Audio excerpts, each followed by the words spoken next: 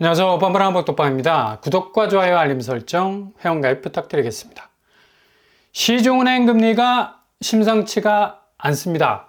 규제 쪽으로 방향을 돌려서 구조적으로 막아내던 스탠스가 다시 금리 쪽으로 불이 옮겨붙기 시작을 한 건데, 실제로 은행 금리의 기준이 되는 코픽스는 내려가는 추세여도 시중은행 금리는 기준 지표가 이렇게 저공 비행을 하고 있음에도 불구하고 주담대 금리는 역으로 올라가는 완전히 시소 현상이 일어나고 있는데, 이 겉으로 보면 정말 대출 현황이 어려운 국면에 와 있구나 라는 생각도 들지만, 어떻게든 은행은 수익이 날 수밖에 없는 상황으로 가고 있는 거죠. 가계부채가 천문학적으로 폭증을 하고 있으니 당연히 대출 수요를 줄일 수밖에 없는 거고, 그렇게 줄어든 파이만큼의 수익을 캐낼 수 있는 건 바로 이자 수익.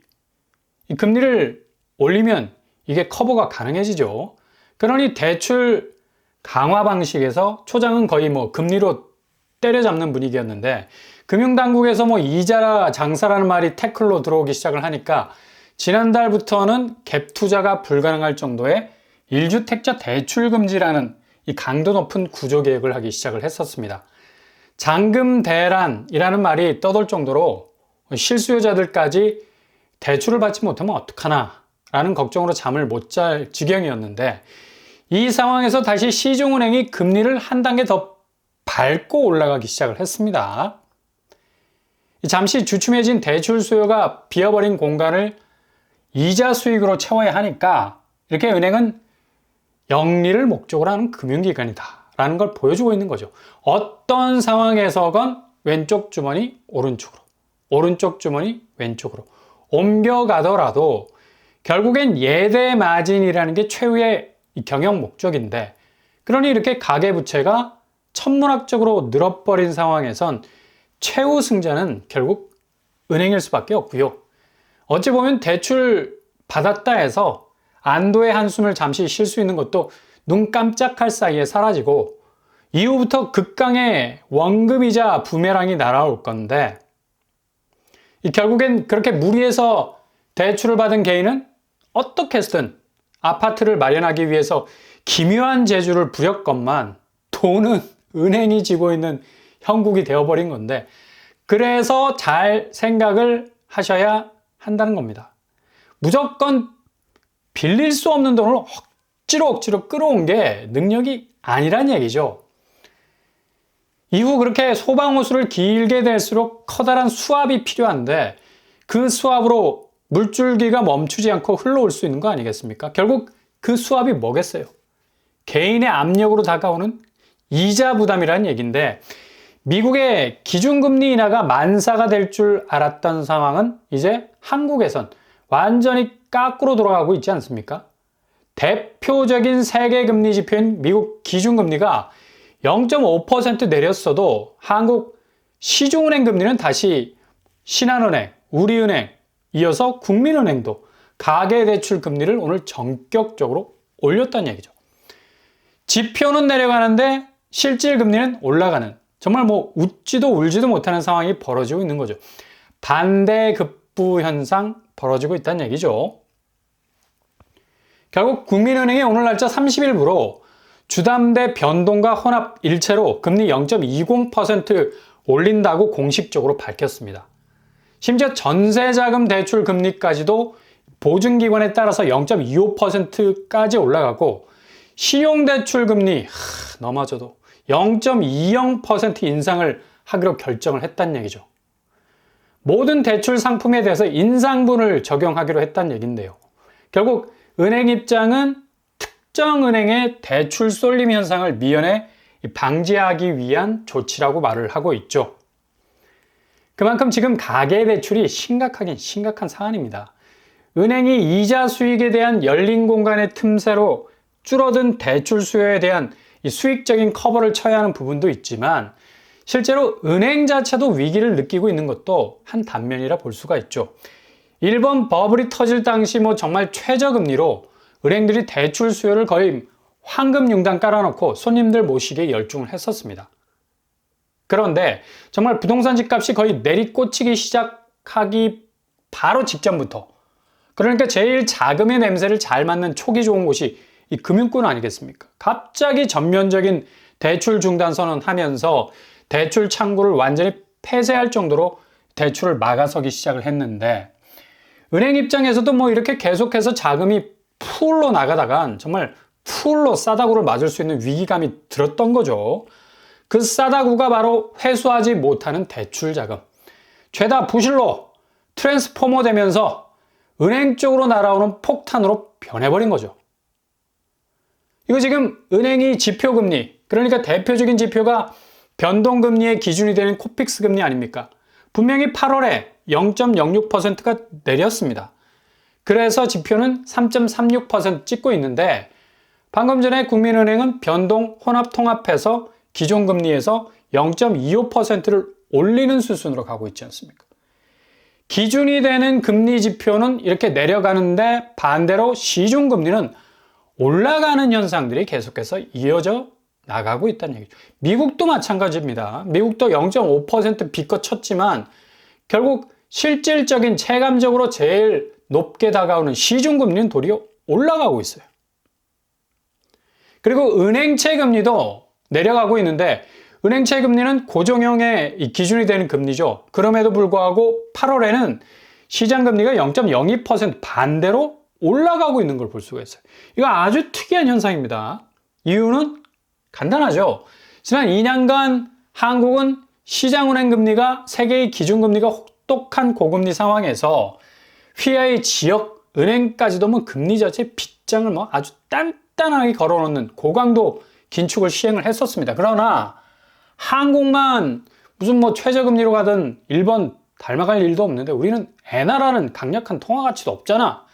그냥 위안화 열심히 쫓아갈 수밖에 없는 원화라는 통화 가치가 존재하고 있는 나라임에도 불구하고 금리를 미국과 2% 정도 벌어지게끔 계속해서 금리 수준을 꾹 눌러놨고, 심지어 시중은행은 오히려 한은의 금리보다 낮은 금리 3.5% 수준보다 1.5% 더 낮은 2%대 금리로 고객들을 유치했다는 얘기죠. 그것도 정말 신나게 2년 동안 고객들을 모신 결과 은행의 이자 수익은 거의 뭐 역대급의 경신을 기록하고 있는데, 기록을 매번 갈아치울 정도로 은행의 실크로드가 펼쳐지고 있다는 얘기죠. 은행의 가장 핵심 사업인 예대금리차가 확대가 될 수밖에 없으니 이런 현상이 일어나는 건데, 4대 금융그룹의 단기 순이익 추정치가 4조 7천억에 이른다고 하지 않습니까? 그 정도로 지금 뭐 거의 황금기를 구가하고 있는 것이 바로 은행들입니다. 그러니 지난달 8월에 10조에 가까운 가계대출을 받은 개인들이 결국엔 대출 규제에 다치기 전에 자금을 땡겼다고 해서 뭐 승자 소리를 듣지만, 가만히 상황 들여다보면 그렇지 않다는 얘기죠. 재주는 누가 부리고 돈은 누가 번다는 말처럼 무리하게 대출을 일으키는 것 자체가 결국엔 개인 스스로에 대한 디스가 될 수 있다는 얘기입니다. 최대한 현명한 금리 적용을 받기 위해선 지금같이 부동산이 어수선한 상황에서 어설프게 대출 태클을 해서 자금 따오는 것이 결국엔 내 필요에 의해서 움직인 것 같았지만, 결국엔 남의 필요에 의해서 이젠 움직여야 하는 이 자금의 동선이 딱 제한이 돼버려요. 월급이 계좌에 착실하게 꽂혀도 이제는 그렇게 운용의 범위가 예전만큼 움직이질 못해서 삶의 질이 훅 떨어져 버리죠. 평생 대출이라는 맷돌 앞에서 콩국수국물 갈아야 할 수도 있습니다. 그러니 무리한 대출 절대로 생각지도 마셔야 된다는 얘기예요. 지금 고용시장도 미국 고용지표만 볼 게 아니라 당장 우리 발등에 떨어진 불도 심각하게 화상을 입을 정도로 경기 침체 국면이 본격화되는 듯이 보이는데, 오늘 OECD가 한국을 향해서 경고장을 날렸죠. 한국을 비롯한 일본, 멕시코, 튀르키예 등등 수요가 완화가 된다는 건 그만큼 경제의 시동이 꺼지지 않게 하는, 이 공급을 자극적으로 움직이게 하는 그런 수요가 될 수가 있는 건데, 지금 부동산 시장 뭐 딱 이런 경우잖아요. 수요가 완화가 된다는, 집을 사줄 사람이 없어. 그것도 호가로 끝까지 버티고 있는 가격대로 살 생각이 전혀 없어. 손절양상. 결국 시장은 공급이 쌓이고 장세는 둔화될 수밖에 없다. 당연히 고용시장도 마찬가지라는 얘기죠. 그만큼 생산성이 지금 떨어지는 상황에서 사람을 어떻게 쓰겠냐고. 기업은 그래서 계속적인 긴축 상태로 앞으로의 가시밭길을 걷기 위한 채비를 하고 있는 상황에선 당연히 고용시장이 둔화될 수밖에 없고요. 쓸 사람도 없고 써줄 회사도 없어져 버리게 되는 아주 난감한 상황이 발생을 하는 건데, OECD가 이렇게 한국을 예로 든 것도 뭐 출산율 부분도 무시를 못하고 급격하게 줄어가는 인구 대비 생산성은 뭐 당연히 톱니바퀴 이빨이 빠질 수밖에 없는 거니까. 결국 고용시장이 악화가 된다는 건 개인 소비 여력, 소득 여력도 좋아질 리가 없다는 얘기입니다. 이런 상황에서 남 좋은 일 시킨다고 무턱대고 뭐 대출부터 질러버리면 이건 뭐 거의 부러진 지렛대를 활용한 거나 마찬가지죠. 어렵게 돈을 빌려왔어도 그 돈을 갚을 능력이 안 되는 겁니다. 그러니 자기 집도 못 지키게 되는 임의경매 시장 84%가 증가하는 추세 보이는 것도 나타나고 있고요. 강원도는 한 달간 이 정도로 뭐 경매가 폭증을 하게 됐습니다. 그 정도로 집주인이 이자를 감당하지 못해서 집을 넘기는 횟수가 폭증하고 있다는 얘기죠. 이런 개인의 위기는 바로 고용의 진원지인 기업이 침체 국면에 있기 때문에 발생을 하는 거고, 그러니 지금 대기업 구조조정들이 뭐 서둘러 진행이 되고 있지 않습니까? 삼성전자는 뭐 30% 감축 시행하고 있고, SK 역시도 희망퇴직 받고 있고, 그리고 건설업계에서도 신세계건설이 자금 위기로 어려움을 겪으면서 여러모로 기업 구조조정에서 해결을 해야 할 부분이 산재해 있으니까 아예 이마트가 신세계건설 지분을 더 확보해서 70% 선상에 있던 지분을 95%까지 끌어들여서 공개 매수를 통한 자발적인 상장 폐지에 들어가겠다고 공언을 했다는 얘기죠. 굉장히 좀 충격적인 소식입니다. 주식 매수 과정에서 개인 투자자들의 손실을 방지하기 위해서 아예 상장 자체 폐지 수순으로 가겠다는 건데, 이렇게 아주 강도 높게 대기업들이 구조조정이라는 칼을 든 것도 지금 경기 침체 국면에 적극적으로 대응하겠다는 단면을 볼 수가 있는 건데, 이런 저변의 움직임을 무시한 유일하게 입에 단내가 날 정도로 달렸던 부동산, 여전히 계속해서 질주를 멈추지 않으려 하는데 이미 레일은 끊어져 버린 상태라서 아무리 열폭하는 엔진이 자체적으로 돌아도 그건 종착지로 가는 게 아니라 끊어진 다리로 갈 수 있는 추락이 될 수밖에 없다는 얘기죠. 결국에는 금융권에서 촉을 세우고 대출을 사전에 차단하면서 금리로 수익을 조율하는 움직임, 이거 예의주시하셔야 되는 거고, 더 이상 부동산이 자산 가치로서는 앞으로 빚을 발할 가능성이 많이 없어지고 있다는 뜻입니다. 게다가 대기업의 본격적인 구조조정이 정말 일사천리로 진행이 되는 것도 그만큼 경기 자체가 안 좋은 상황에선 비상 상황에 올 수 있는 여지도 많다는 얘기죠.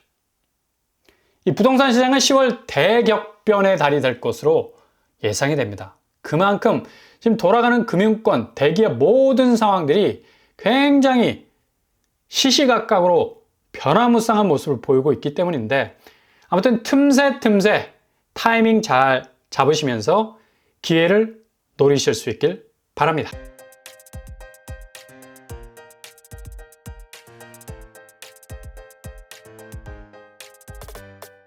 오늘의 부동산 캐리커처, 시중은행이 발빠르게 이렇게 움직이는 거, 대출 수요 흡수하고 규제로 파이가 줄어드니까 이자로 커버를 하려는 움직임으로도 보이고, 정말 금융시장에 위기감이 들 만큼 가계부채가 심각해서이기도 합니다.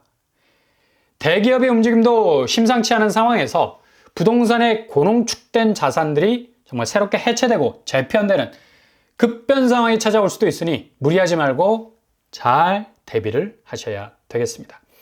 오늘도 응원합니다. 항상 여러분의 길이 꽃길만 되실 수 있길 바랍니다. 자, 오늘 뻔뻔한 법독과를 마치겠습니다. 구독과 좋아요 부탁드립니다. 감사합니다.